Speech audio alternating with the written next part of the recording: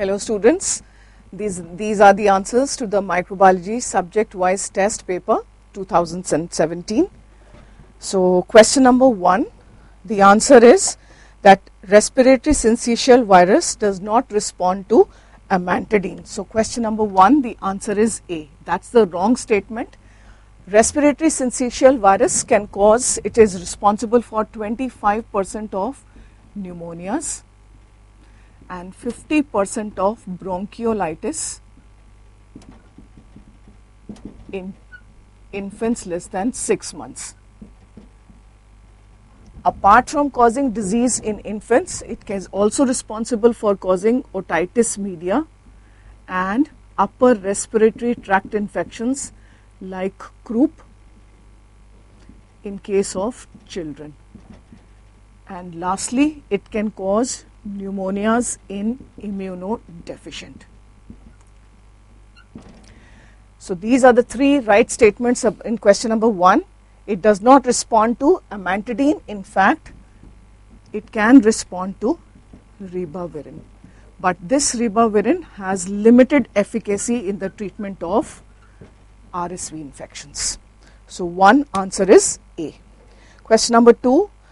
In a carrier of hepatitis B virus, all would be present except, since IgM antibody appears the first, that is IgM anti-core antibody would not be present in an HBV carrier, rest all of them would be present. So question number 2, the answer is D, that is IgM anti-core antibody would not be detectable. So this is a patient of chronic active hepatitis. So obviously HBe antigen, which is the marker of high infectivity or high rates of viral replication, would be also positive. Question number 3. In the labs, Salmonella and Shigella can be differentiated from other members of Enterobacteriaceae by their inability to ferment lactose. So answer to question number 3 is B, Bombay. Salmonella and Shigella do not ferment lactose in comparison to most E. coli, Klebsiella, Citrobacter, Enterobacter, which are all lactose fermenting. Rest of the statements, that is they ferment glucose, all members of Enterobacteriaceae are going to do so. They all are oxidase negative and all of them reduce nitrates to nitrites. These will not be able to differentiate Salmonella and Shigella from other members of Enterobacteriaceae. Question number 4, most sensitive to diagnose Naegleria fowleri infection. Obviously, Naegleria fowleri causes primary amoebic meningoencephalitis. So answer to question number 4 would be A, brain biopsy. Corneal scrapings, blood, urine would be of no use. We will be able to demonstrate in a brain biopsy or in a CSF specimen. The amoeboid trophozoites, motile amoeboid trophozoites would be demonstrable on microscopy. So these can be seen on microscopy, or we can culture it on non-nutrient agar with a lawn culture of Escherichia coli. A semi-confluent growth of Escherichia coli is providing nutrition to Naegleria. So that's cultivation. Microscopy, cultivation, but the most sensitive would be the molecular methods, PCR or nucleic acid probes. So on CSF or on a brain biopsy, we will carry out the following diagnostic modalities. Question number 5. Out of the following respiratory viruses, which of them is non-enveloped? The answer to this is A, rhinoviruses. These belong to picorna viruses, and all picorna viruses are non-enveloped RNA viruses. Non-enveloped RNA viruses.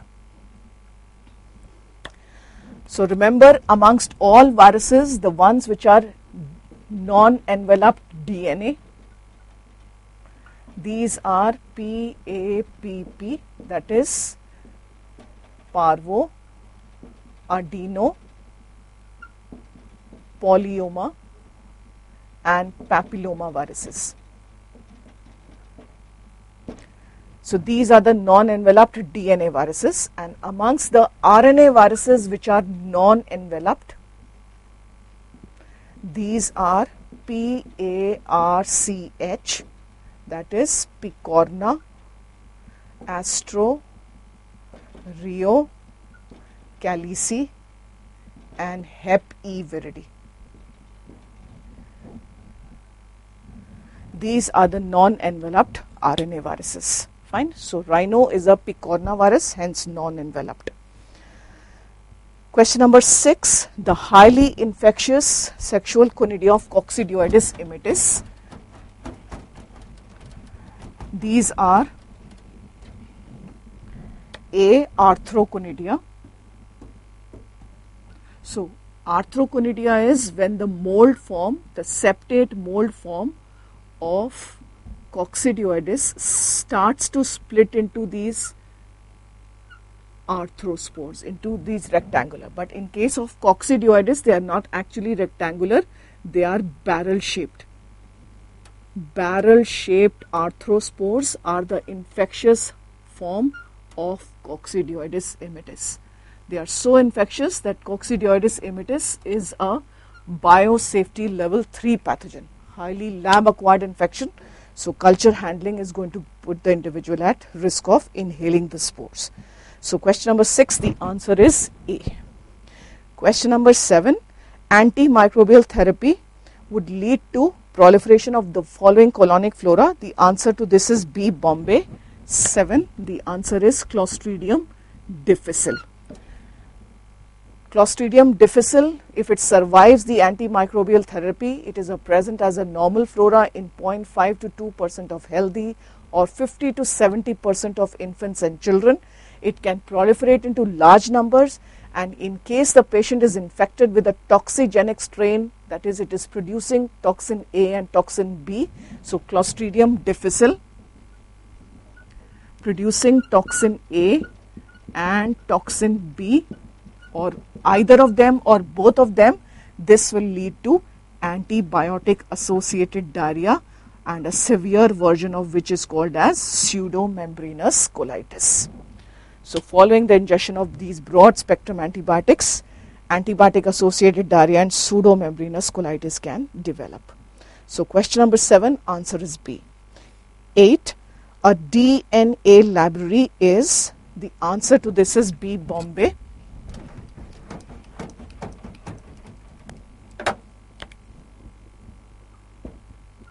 DNA library, this is a collection of DNA fragments that make up the whole entire genome of the organism. So these are usually cloned into vectors.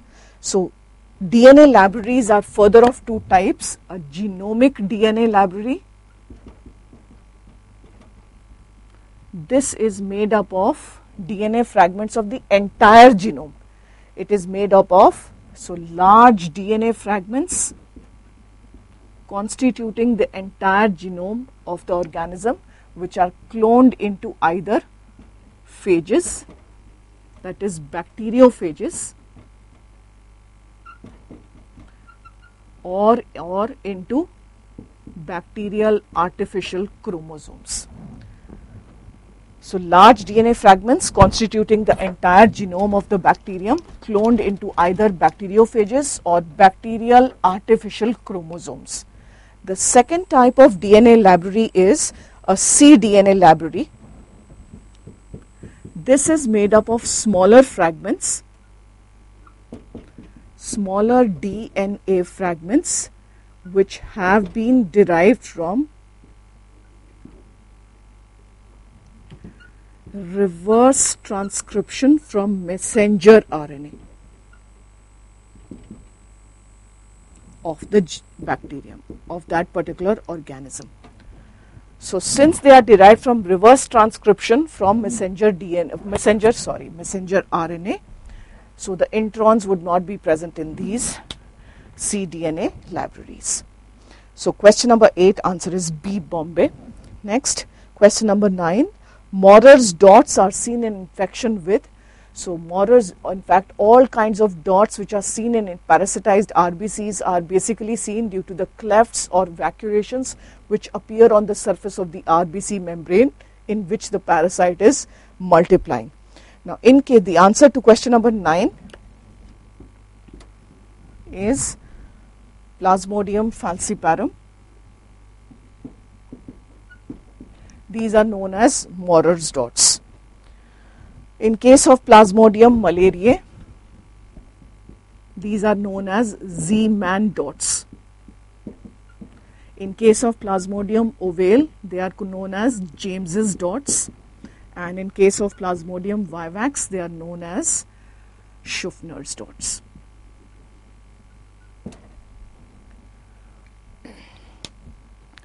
Question number 9, the answer is falciparum. Question number 10, for sterilizing plastic culture plates, the best method is gamma radiation. So 9, the answer is again B, that is gamma radiation, which is also called as ionizing radiation. It's a type of ionizing radiation and also called as cold sterilization. This is the best method to sterilize all plastic syringes, Petri plates, gloves, IV cannulas, Foley's catheters, sutures, grafts, prosthesis. So gamma radiation can be used for any of these sterilization for sterilization of any of these. So question number 10 answer is B, gamma. 11, Gardasil 9 adds protection against which of the following genotypes of papillomaviruses? These are not serotypes, these are genotypes because papillomaviruses are non-cultivable virus. So according to nucleotide sequences, they are classified into more than 120 genotypes. And 11, the answer is A. Earlier we used to have two vaccines which were known as Cervarix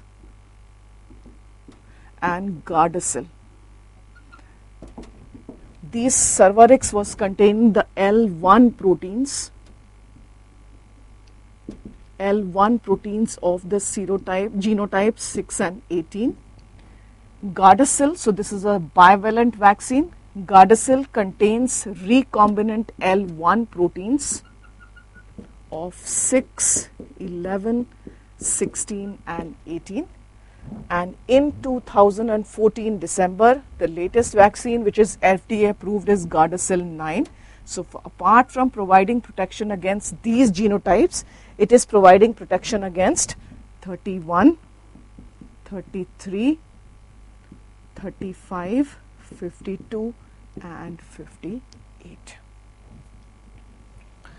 Sorry, this is not 45, this is 45. So question number 11, answer is A. 12, satellitism is used for identification of which of the following? The answer to question number 12 is C, Haemophilus influenzae. H. influenzae requires two factors which are normally present in blood. These are the X factor and the V factor. X factor is hemin and the V factor is NAD or NADP. Now what is satellitism is, though these factors are both present in the blood, the V factor is trapped inside the RBCs, which means on blood agar, Haemophilus influenzae shows poor growth because it is not getting the V factor. So what we can do is take a blood agar plate, inoculate the specimen by streaking like this. So say we've got the CSF or a sputum of a patient, streak inoculate the specimen, but before we incubate this Petri plate, we are going to streak inoculate Staphylococcus aureus. Now, since Staphylococcus aureus is beta hemolytic on blood agar, it will lyse all the RBCs around its streak of growth, and this is going to release the V factor. So both X and V factor are just available close to the Staph aureus streak. So we will see that the colonies of Haemophilus influenzae are just growing along that close to the Staph aureus streak, nowhere else on the Petri plate.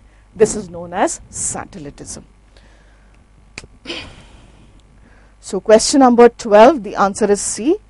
13, which of the following is the wrong statement about Crimean Congo hemorrhagic fever? CCHF belongs to Bunia viridae.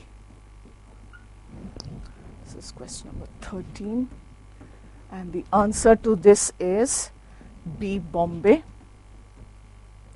Bunia viridae is a family of RNA viruses which contains some which are rodent-borne viruses.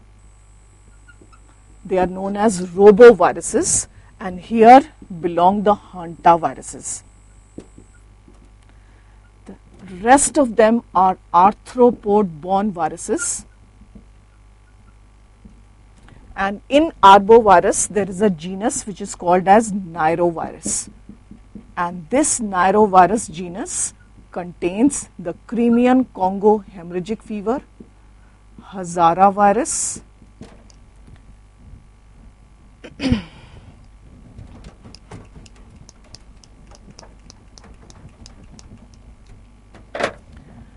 fine. And apart from this genus, then we have Phlebovirus. This contains sandfly fever virus. And the third genus is Orthobunia virus. And here we have the Rift Valley fever virus.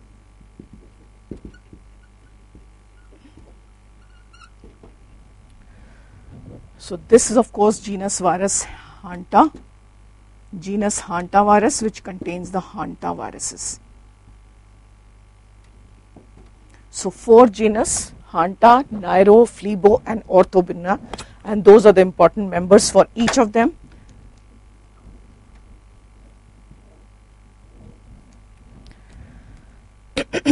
So Crimean Congo hemorrhagic fever, a highly fatal hemorrhagic fever having mortality rates of 30 to 50%. There was a recent outbreak in Gujarat in 2011.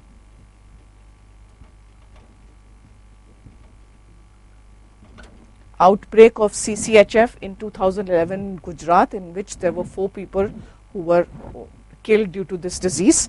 And this Crimean Congo hemorrhagic fever, the important point to remember is its vector is hard tick, and several animal reservoirs in the form of rabbits, hares, cows, sheep, etc. Rabbits, sheep, cows, rodents, these act as reservoirs, and it leads to fever with hemorrhagic fevers, rather fever with myalgias, and a severe version of this disease would be hemorrhagic fevers. And one drug which has been shown to be effective in Crimean Congo is ribavirin, but it has limited efficacy. Some benefit has been seen in certain individuals. Fine. So Bunia viridis containing robo and arthropod, 4 genera, and these are the important members. So question number 13, the answer is it does not belongs to toga, it belongs to Bunia viruses. Question number 14, which bacterium acts by increasing cyclic AMP? So the answer to this is Vibrio cholerae, and the answer is A.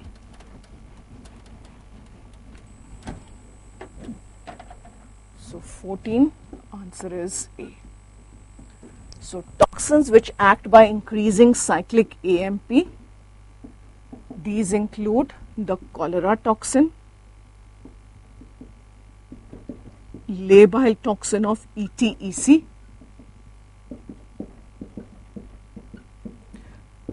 pertussis toxin,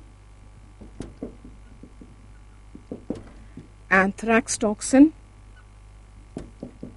and adenyl cyclase toxin of Bordetella pertussis. So Bordetella pertussis produces two toxins, pertussis and adenyl cyclase toxin of Bordetella pertussis. Both these toxins act via G-stimulatory protein. GS is G-stimulatory. Pertussis toxin acts by G-inhibitory protein, whereas anthrax and adenyl cyclase toxin, these increase cyclic AMP via calcium-mediated mechanisms. Calcium-mediated mechanisms. Question number 15. Clavate macroconidia are characteristic of which of the following? Clavate means club shaped.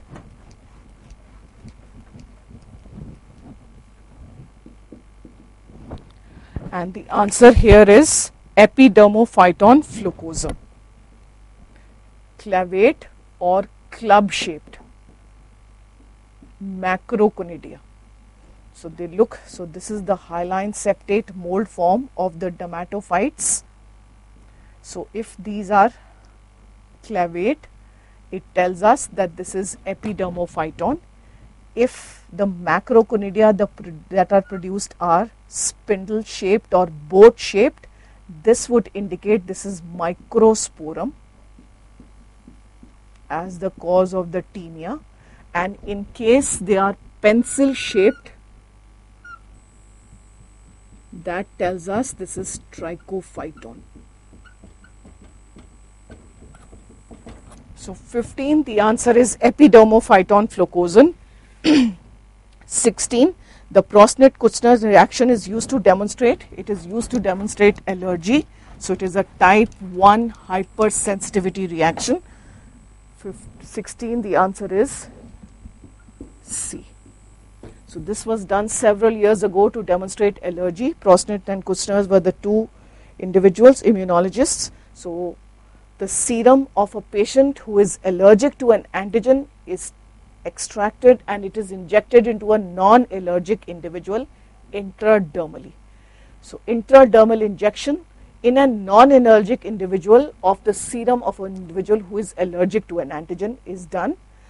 1 to 2 days later, this non-allergic individual is challenged with the antigen, and in case there is a wheal and flare response to the antigen, that tells us that the first individual is allergic to that antigen. That's the ProPK reaction, a type 1 hypersensitivity reaction. Question 17, least susceptible to disinfectants and antiseptics. The answer is B, prions. So prions, which are proteinaceous infectious molecules, these are resistant to dry heat, they are resistant to gamma radiation, aldehydes, ethylene oxide, as well as plasma. So how we can eliminate prions is, whatever object we are suspecting is having prions, we are going to dip that object in either 1 normal sodium hydroxide, so it is susceptible to the alkali, or 25% of sodium hypochlorite. Dip it for 1 hour. This is followed by autoclaving, so which means prions are susceptible to alkalis, hypochlorites, and autoclaving. And autoclaving for 121 degrees Celsius at 121 for 1 hour, or 134 degrees Celsius for 18 minutes. So first this, followed by autoclaving, After we have made sure, then we are going to do the routine sterilization process followed by the routine sterilization procedure. Question number 17, the answer is B. 18, germ tube forming fungus. The answer to this is B, Candida albicans.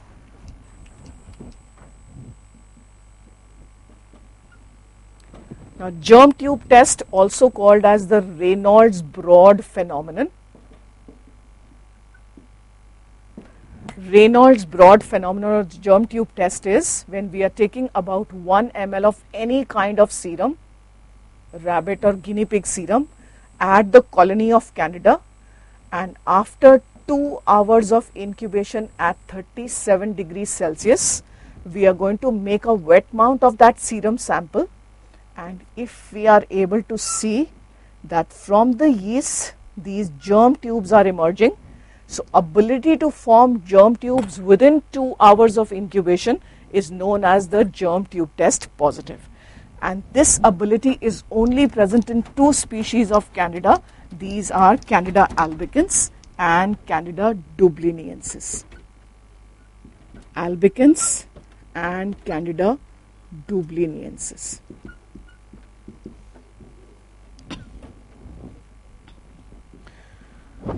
Okay, so that's about 18.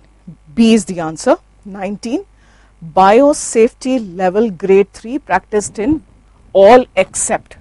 The answer to this is A. For influenza virus, human influenza strains, we do not use BSL 3, we use BSL 2. So, for influenza or HIV or MRSA or salmonellas,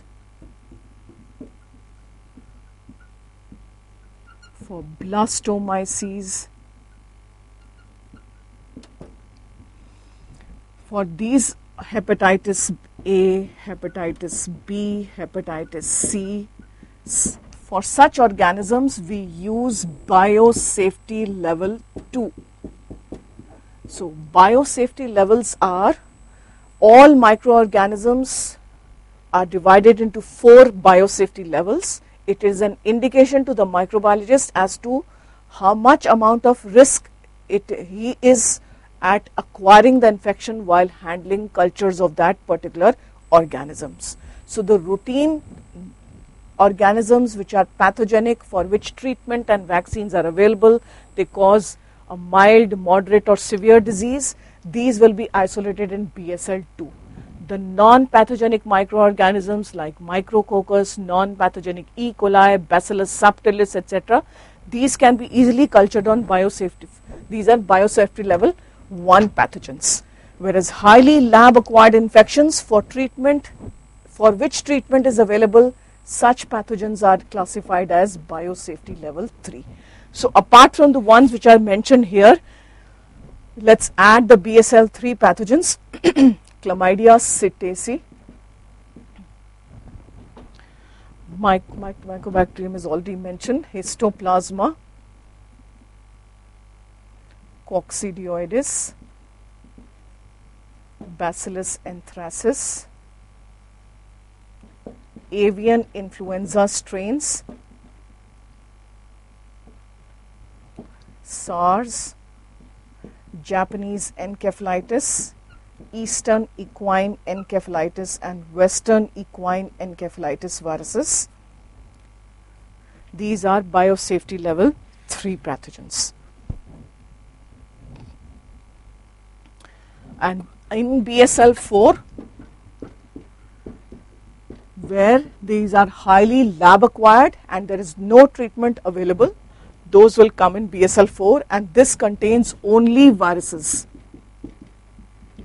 And these include the smallpox virus, variola, Ebola, Marburg, Crimean Congo hemorrhagic fever, Rift Valley fever, and South American hemorrhagic fevers.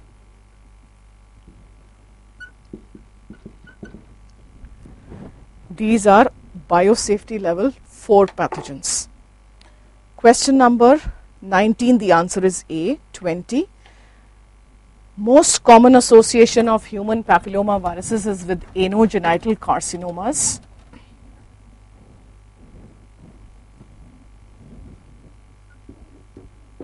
Anogenital carcinomas. So, cervical carcinoma, 100% of them are associated with human papilloma viruses. Then vaginal and vulval carcinomas, 40%. Anal carcinomas, 90%. And penile carcinomas, 40% of them are due to human papilloma viruses. Apart from anogenital carcinomas, 50% of oropharyngeal carcinomas are due to human papilloma viruses. So 20, the answer is A, anogenital. 21, Moraxella catarrhalis, the answer is D.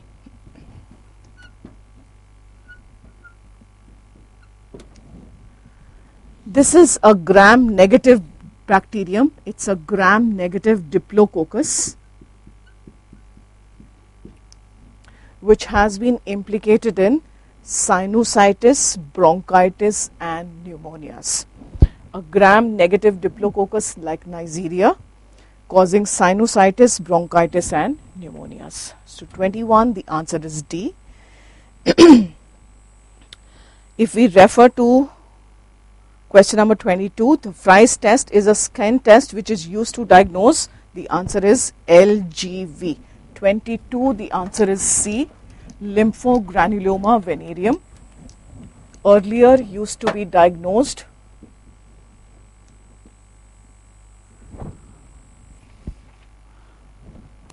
by a Fry's test, in which a crude extract of chlamydial antigens were inoculated into the skin of the individual, and this test was read about 3 to 7 days later for development of induration. It was an immediate hypersensitivity reaction to those chlamydial antigens. So lymphogranuloma venereum, though, is no longer diagnosed by the Fry's test. We have other modalities like microscopic diagnosis looking at the inclusion bodies of L1, L2, L3 serotypes of Chlamydia trachomatis, or antigen detection by direct fluorescent antibody testing, or by culturing the organism, or by using the molecular methods. So 22, the answer is LGV, though Fry's test is no longer done. 23, Cysticercus cellulose is seen in Taenia solium. It is seen in Taenia solium. It's the larval stage which is going to be seen in pigs. The larval stage, that's the infective form for man. So ingestion of poorly cooked pork with the larval stage, that is Cysticercus cellulose, is associated with development of cysticercosis due to Taenia solium. The larval stage of Taenia saginata is known as Cysticercus bovis, that is found in cows. The larval stage of Echinococcus granulosus is hydatid cyst. This is seen in humans, because in this organism, man is the intermediate host where the larval stage is found. 24, true about the Chinese liver fluke. In question number 24, we have two correct answers as A and D. 24, the answers are A as well as D. Chinese liver fluke, that is Clonorchis sinensis or oriental liver fluke. In fact, when we want to demonstrate the eggs, we can use flotation method, and all eggs found in stool float in a saturated salt solution.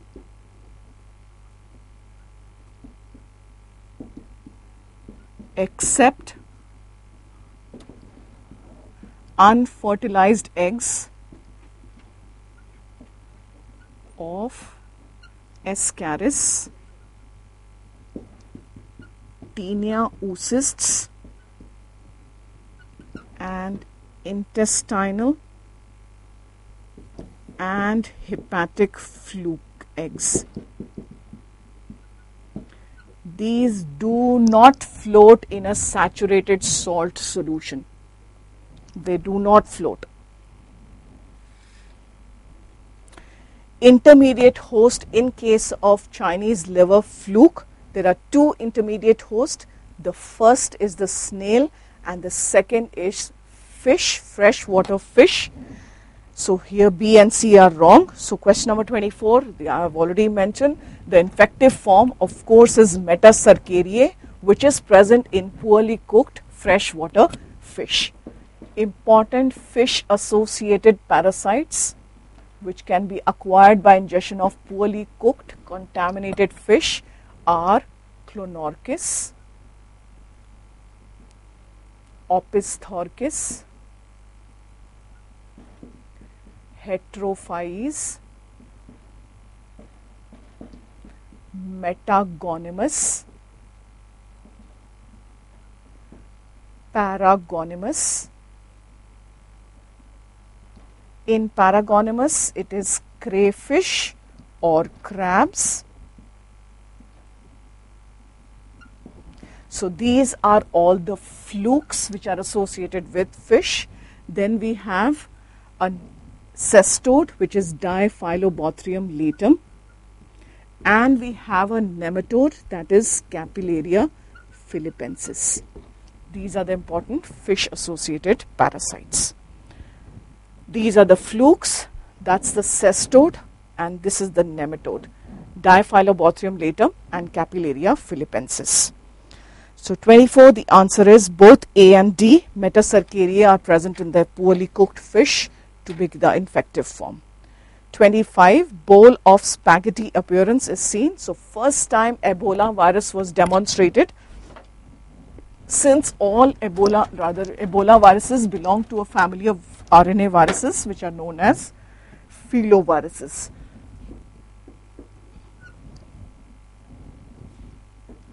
So filoviruses, as the name suggests, filament shaped. So very slender, long filament forms, 800 nanometers to 1000 nanometers long. And filoviruses contain Ebola and Marburg. 800 to 1000 nanometers long, giving them a filament shaped appearance. And when it was seen for the first time, it was seen as long filaments, which are seen as spaghetti appearance. So that time it was this phrase was used, bowl of spaghetti, in Ebola virus. 26, whooping cough diagnosed by which of the following? The answer would be, the best method amongst the following would be culture of the respiratory secretions on a medium known as Regan-Loves medium. So answer to question number 26 is C. The specimen that is used for diagnosis of whooping cough, I am starting with the best specimen. It is nasopharyngeal aspirate. But since this requires a special catheter which may not be available, we can also collect a nasopharyngeal swab, which can be either collected via the per nasal route or the per oral route. And this is superior in comparison to the per oral route. So one sample, second sample, and the third sample that we can collect is cuff plate method, that is asking the patient to cough directly on the plate to get a sample of the respiratory secretions. Fine, this is in the order of the best to the least desirable specimen. The culture medium which is most often used for growing Bordetella pertussis is Bordet gangue medium. It may not be written as Bordet gangue, or it may be glycerine potato blood agar.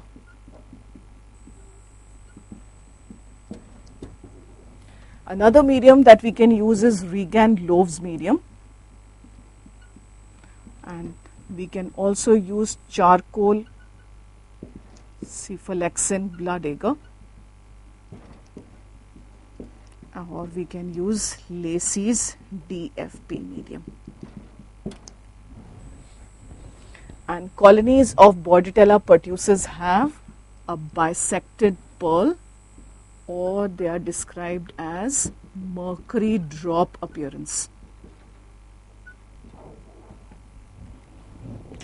So samples, culture media and the colonies are opaque, grey colored, so bisected pearl or mercury drop appearance. So question number 26, the answer is C. 27.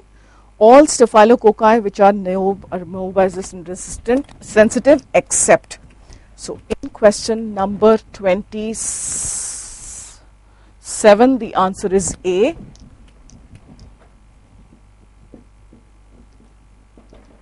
Staph saprophyticus and Staph xylosus. These are the two species which are novobiosyn resistant. Rest all species of staph, these are sensitive to novobiosyn. Sensitive to novobiosyn. So xylosus and saprophyticus are the only ones which are resistant. 28. Which of the following is known to cause pedal botryoomycosis? Now you all must have heard of mycetoma, which is of two types, actinomycetoma and eumycetoma. So if it is caused by actinomycetes bacteria, it would be called as actino. If it is a fungal cause, it would be caused as eumycetoma. But in case it looks like the same, but it is caused by a pyogenic bacterium, then it is called as botryoomycosis. And the answer here is C, Staphylococcus aureus. So causes of botryoomycosis which resembles mycetoma are Staph aureus most common. Then we have strep pyogenes, Pseudomonas aeruginosa, Escherichia coli, Proteus. These are the causes of botryoomycosis. So answer to question number 28 is C. 29. A protozoan with jerky motility is Trichomonas vaginalis. Jerky or wobbling or twitching motility or wobbling motility is, so it would be demonstrable in vaginal secretions. So answer to question number 29 is D. So twitching, jerky, rotatory or wobbling motility. These are all the motilities of Trichomonas vaginalis which causes vaginitis, urethritis. So it will be demonstrable in vaginal secretions. 30. Visa. Which of the following is correct? Vancomycin intermediate sensitive Staphylococcus aureus have emerged because of the extended use of vancomycin for the treatment of methicillin resistant Staphylococcus aureus. Now generally you all must have heard of vanco resistant Staph aureus.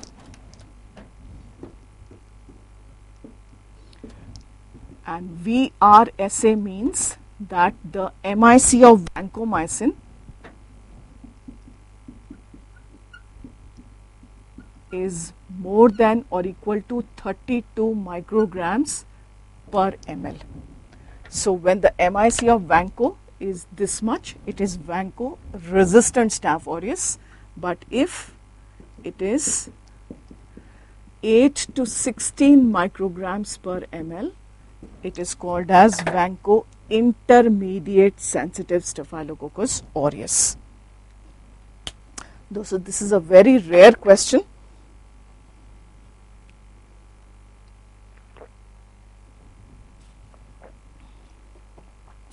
Of course, individuals from whom we have isolated these kind of strains, VRSA or Visa, they should always be isolated in a separate ward, and we have to constantly monitor for such individuals. So constant surveillance is always required to isolate Visa, VRSA, VRE or MRSA, etc. Question number 31, angioneurotic edema not true. So of course it is due to C1 esterase deficiency. This leads to the swelling of the tissues around the respiratory tract, around the GI tract, so patient may come with symptoms, difficulty in breathing, may even lead to death because of the respiratory obstruction, or may with symptoms of abdominal cramps, sometimes swelling of the extremities, hands, etc. And rarely, sometimes it can be seen around on the face. 31, the answer is A. Edema is pitting seen in cheeks and lips. This is rarely seen, more often seen in the subcutaneous tissues of the respiratory tract. Can also be caused by ACE inhibitors because these lead to increased levels of bradykinin, which are going to all enhance the symptoms. So 32, the answer is A. Sorry, 31, the answer is A.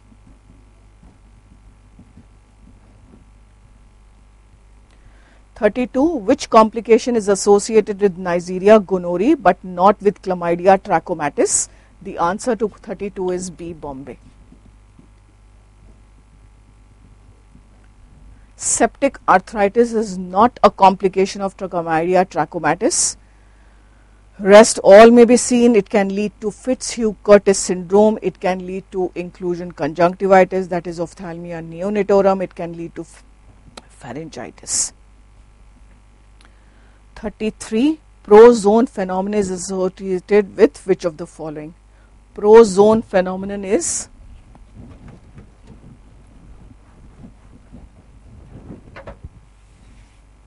the answer is B.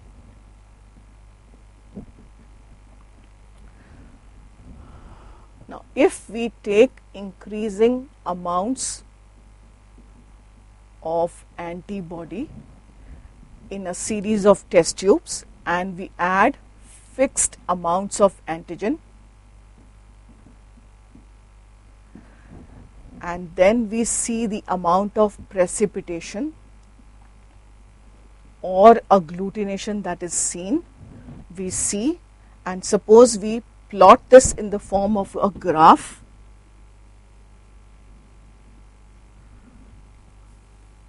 So here is the amount of precipitation or agglutination,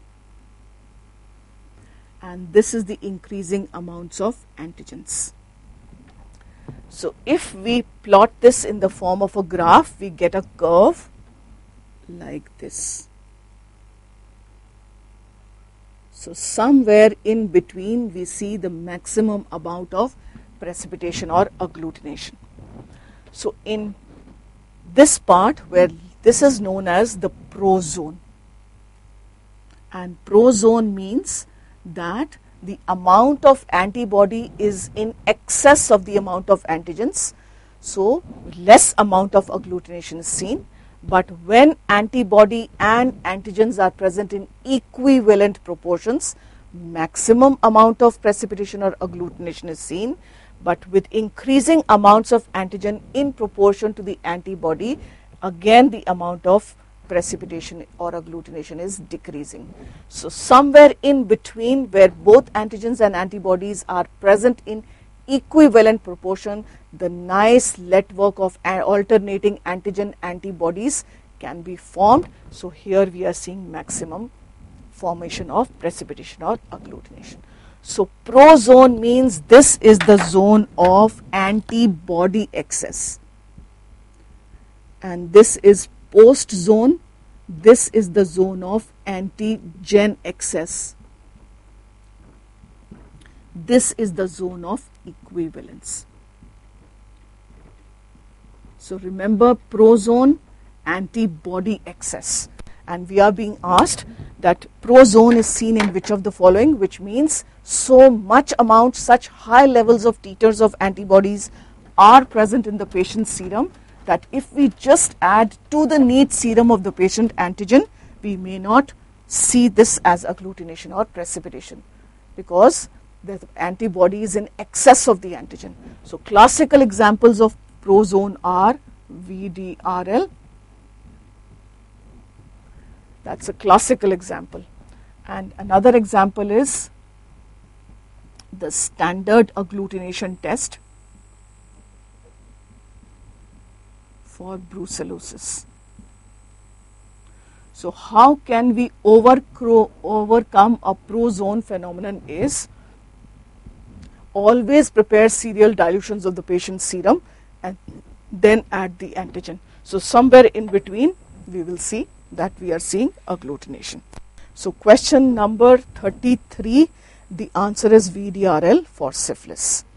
34, most common organism causing infections in a splenectomized individuals. In splenectomized, 3 pathogens are the most dangerous pathogens, and these are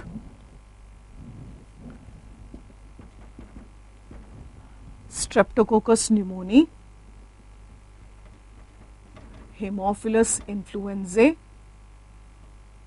and Neisseria meningitidis. These 3 pathogens causing infections in splenectomized individuals. So answer here to 34 is A. Though pneumococcus is not specifically mentioned, it is mentioned as streptococcus.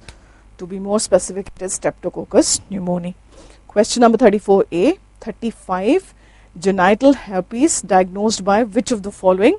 So that's pretty easy. Zank smear, which is taking a scraping from the base of the vesicle or the base of the ulcer and preparing a smear and staining it with any stain like Giemsa stain or Wright stain or just simple stain with methylene blue, and we are going to see multinucleated giant cells with ground glass chromatin and faceted nuclei. 35, the answer is C. Zank smear means preparing the smears. We are seeing multinucleated giant cells with ground glass chromatin and faceted nuclei. And Zank smear is positive for herpes simplex virus 1 and 2 and for varicella zoster virus. That is Zank smear positive. Taking a scraping from the base of the ulcer or vesicle.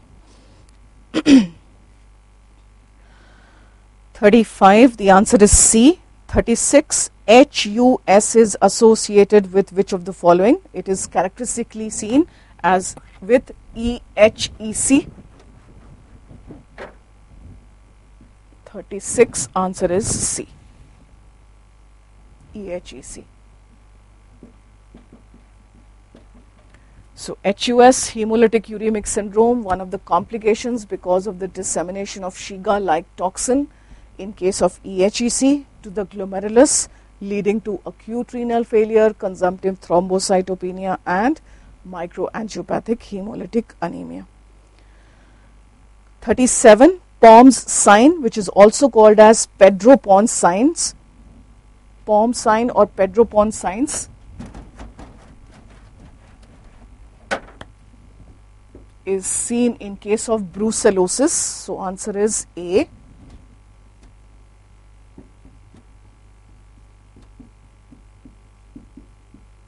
This is seen due to osteomyelitis seen in brucellosis, and it is the preferential erosion of the anterosuperior surface, preferential erosion of the anterosuperior corners of the vertebrae. And in case of brucellosis, what is characteristically involved are the dorsal and the lumbar vertebrae.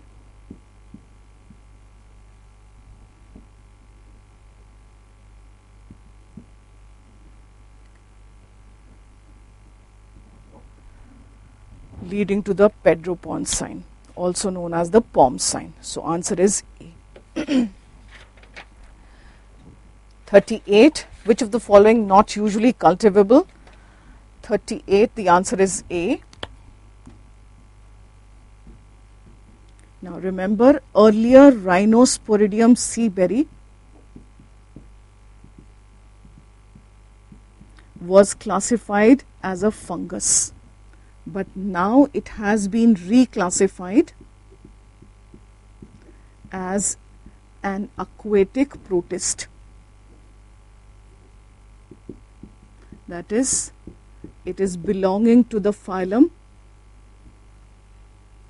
it is belonging to the kingdom Protista, like all the protozoa belong to. So it is now classified as a protozoan organism. And Rhinosporidium seaberry is a non-cultivable protozoan, and it is mostly acquired while swimming in stagnant waters. So infection is acquired by swimming in stagnant waters, and it is characterized by the formation of polypoidal lesions. Most common site is in the nose. Other sites include oropharynx, conjunctiva, and external genitalia.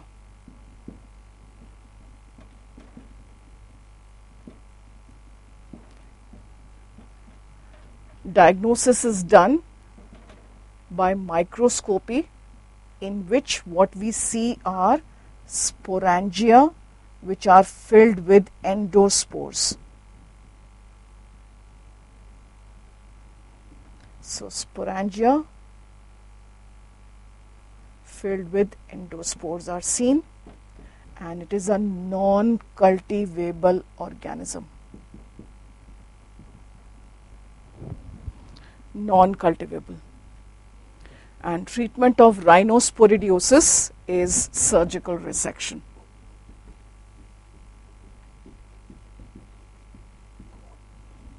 Surgical excision of these polypoidal lesions. 38, the answer is Rhinosporidium. 39, barrel-shaped arthrospores are seen in which of the following? I've already drawn it earlier. It would be seen in Coccidioides immitis. 39, the answer is B, Coccidioides immitis.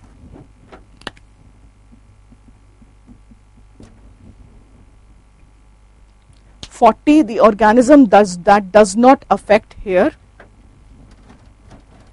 So amongst the three genera which belong to the dermatophytes,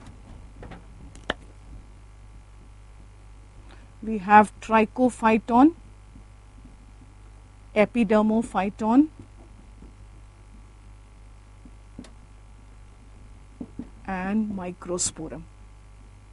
These three are the three dermatophytes.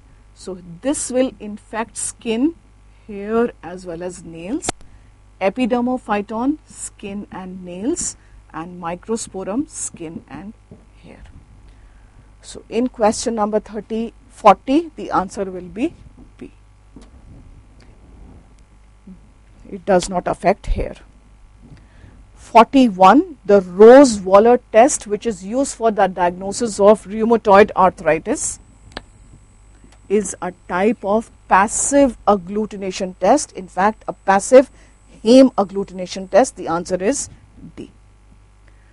So here what we have done is, since rheumatoid factor is the IgM antibodies against IgG antibodies, so human gamma globulins, IgM antibodies are formed against it. So what we do here is, we are going to coat sheep RBCs with IgG antibody. So coat this IgG onto the surface of the sheep RBCs, and now add the patient's serum, and we will see all the RBCs getting agglutinated with each other. So passive heme agglutination, coating the antigen, which is IgG here, onto the surface of the sheep RBCs. So we have made a soluble antigen into a particulate antigen, hence a passive agglutination test. Question 42, the vaccine for JE using the Nakayama strain. The option here is B, that's the answer.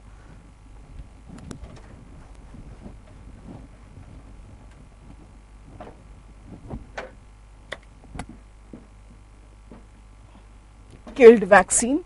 So 3 strains are used for the preparation of JE vaccine. One is the Nakayama strain, the other is the Beijing 1 strain, and the third one is the SA14-14-2 strain. These 3 strains are used. From Nakayama strain, we have 2 kinds of vaccines which are available. For Nakayama, we have the inactivated mouse brain vaccine,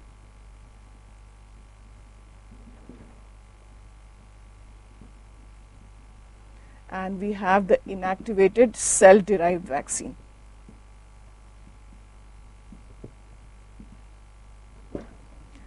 For Beijing 1 strain, we have just the inactivated mouse brain vaccine, and from SA14-14-2, we have both cell-derived vaccines, inactivated as well as live.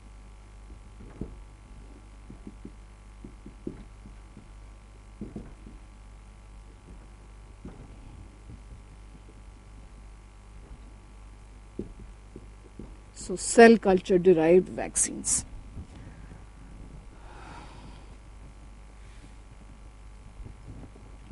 So 42, the answer is B, killed vaccine. 43, which of the following human RNA virus? That's pretty obvious. Picorna viruses are all RNA viruses. Polio, Eco, Entero, Rhino, Hepatitis A, and Coxsackie viruses. These are Picorna viruses. 44, all true regarding 43, the answer is B. Lots of B's as the answer.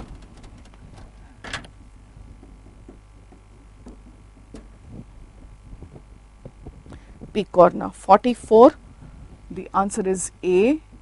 Superantigens do not activate large number of B cells, they activate large number of T cells. They bind outside the usual antigen presenting groove of the MHC. They are medium sized proteins and they cause the release of several massive cytokine release.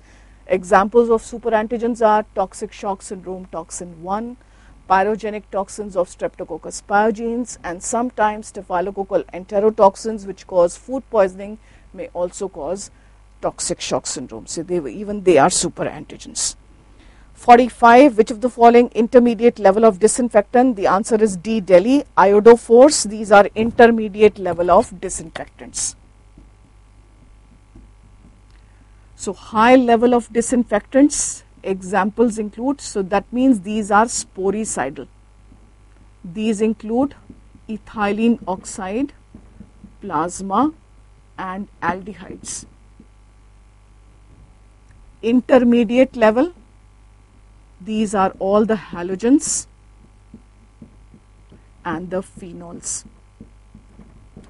And low level of disinfectants are the alcohols and the quaternary ammonium compounds.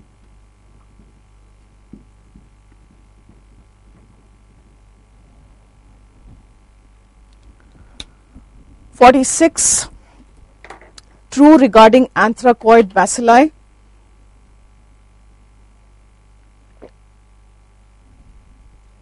The answer is C.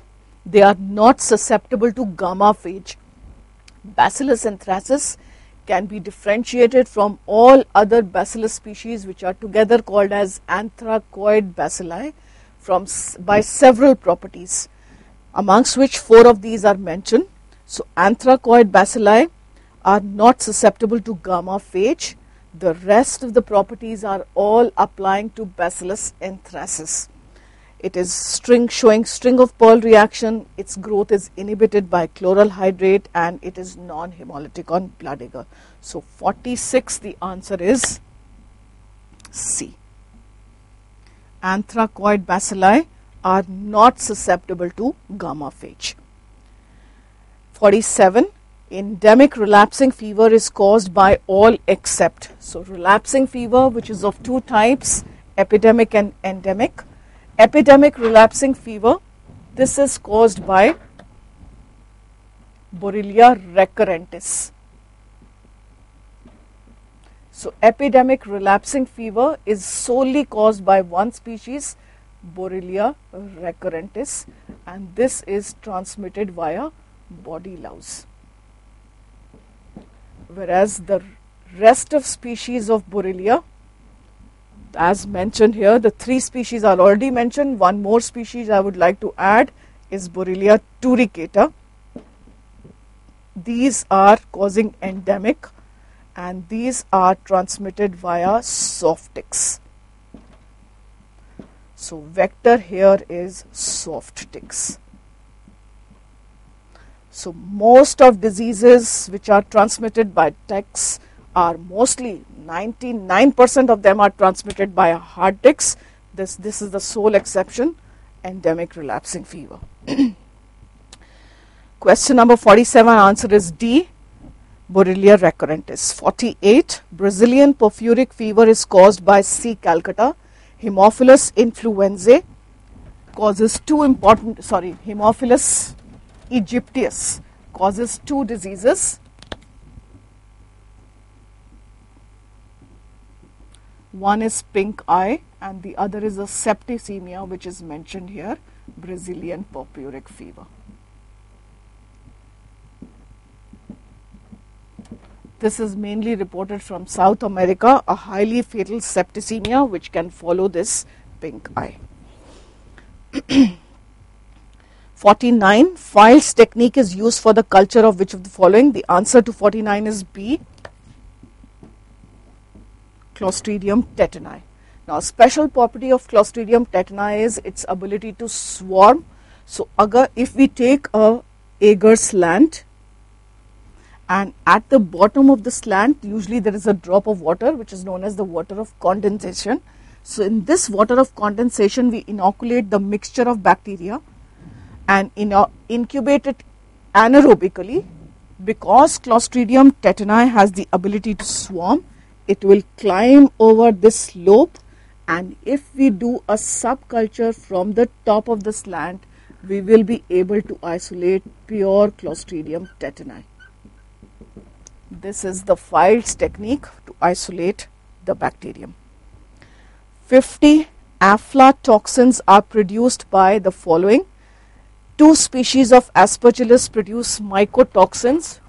One is Aspergillus flavus and the other is Aspergillus parasiticus.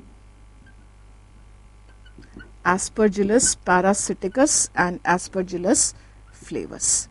These 2 species produce aflatoxins or mycotoxins which can lead to hepatic necrosis, cirrhosis and hepatocellular carcinoma.